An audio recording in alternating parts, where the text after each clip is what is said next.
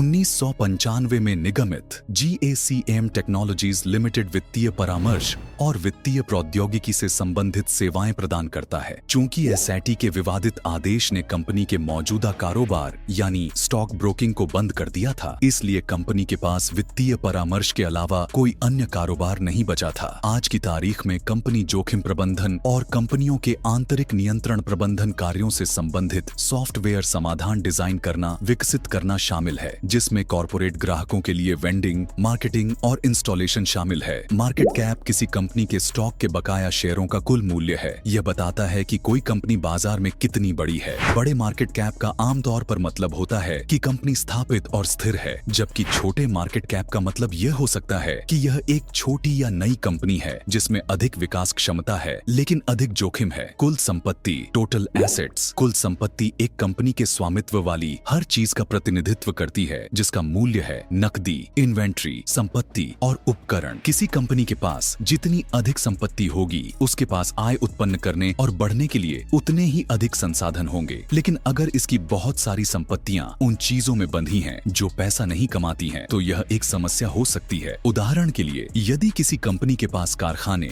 नकदी, पेटेंट और इन्वेंट्री है, तो ये सभी चीजें मिलकर इसकी कुल संपत्ति हैं। यदि आप इस विश्लेषण का आनंद ले रहे हैं और शेयर बाजार के खेल में आगे रहना चाहते हैं, तो चैनल को सब्सक्राइब करना ना भूलें। आपके लिए जानकारीपूर्ण निवेश निर्णय लेने में मदद करने के लिए नवीनतम अंतर्दृष्टि, रुझान और रणनीतियां लाता हूं। सदस्यता बटन दबाएं और अधिसूचना घंटी चालू करें ताकि आप कभी भी कोई अपडेट न चूकें। आइए मिलकर बाजार में बेहतर कदम उठाएं। देनदारियां, लायबिलिटीज। देनदारियां वह हैं जो कंपनी को दूसरों को देनी होती है, जैसे आरण, कर्ज या बिल। यदि परिसंपत्तियों की तुलना में देनदारियां बहुत अधिक हैं, तो यह एक संकेत हो सकता है कि कंपनी वित्तीय संकट में है और उसे अपने आरणों का भुगतान करने में परेशानी हो सकती है। शुद्ध बिक्री, नेट सेल्स। शुद्ध बिक्री वह कुल आय है जो एक कंपनी अपने सामान या सेवाओं को बेचने से अर्जित करती है, जिसमें रिटर्न, भत्ते और छूट को घटा दिया जाता है। यह दर्शाता है कि कोई कंपनी अपने मुख्य व्यवसाय से कितना पैसा कमा रही है। कर के बाद लाभ, जो कंपनी कर सहित अपने सभी खर्चों का भुगतान करने के बाद कमाती है। ये कंपनी की वास्तविक लाभप्रदता को दर्शाता है। EPS वह लाभ है जो कंपनी स्टॉक के प्रत्येक बकाया शेयर के लिए कमाती है। उच्च EPS का मतलब है कि कंपनी प्रति शेयर अधिक लाभ कमा रही है, जो निवेशकों के लिए अच्छा है। नकदी प्रवाह, कैश फ्लो। नकदी प्रवाह कंपनी में आने और जाने वाली नकदी की शुद्ध राशि है। यह लाभ से भिन्न है क्योंकि यह कंपनी के पास उपलब्ध वास्तविक नकदी को दर्शाता है। एक कंपनी लाभदायक हो सकती है, लेकिन फिर भी उसे नकदी की समस्या का सामना करना पड़ सकता है यदि उसके पास अपनी जरूरतों को पूरा करने के लिए पर्याप्त तरल नकदी नहीं है। Share holding pattern. यह दर्शाता है कि कंपनी के शेयर विभिन्न प्रकार के निवेशकों जैसे प्रमोटरों, संस्थागत निवेशकों और खुदरा निवेशकों के बीच कैसे वितरित किए जाते हैं। यदि शेयरों का एक बड़ा हिस्सा कुछ प्रमुख निवेशकों के पास है, तो यह संकेत दे सकता है कि निर्णयों को एक छोटे समूह द्वारा नियंत्रित किया जा सकता है। एक संतुलित वितरण अधिक स्थिरता का सुझाव दे सकता है। रिटर्न मापता है कि एक निवेशक एक विशिष्ट अवधि में कितना कमाता है या खोता है। इसमें पूंजीगत लाभ, शेयर मूल्य में वृद्धि और लाभांश, शेयर धारकों को नकद भुगतान शामिल हो सकते हैं। समय के साथ उच्च रिटर्न एक ठोस निवेश का संकेत दे सकता है, जबकि नकारात्मक रिटर्न खराब प्रदर्शन का संकेत दे सकता है।